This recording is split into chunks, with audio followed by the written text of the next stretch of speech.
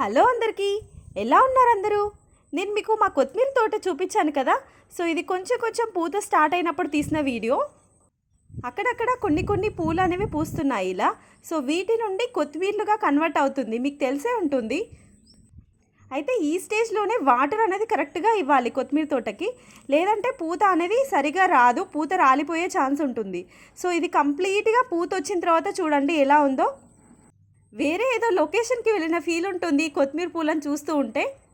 ఈ వీడియోలో మీరు గమనించినట్టయితే చిన్న చిన్నగా కొత్తిమీరలు అనేవి స్టార్ట్ అయ్యాయి, కనిపిస్తున్నాయా?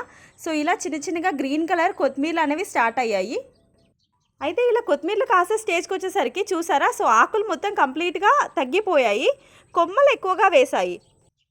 కొమ్మకి కొత్తిమీరలు అనేవి కాసాయి. సో చూసారా ఎంత బాగున్నాయో.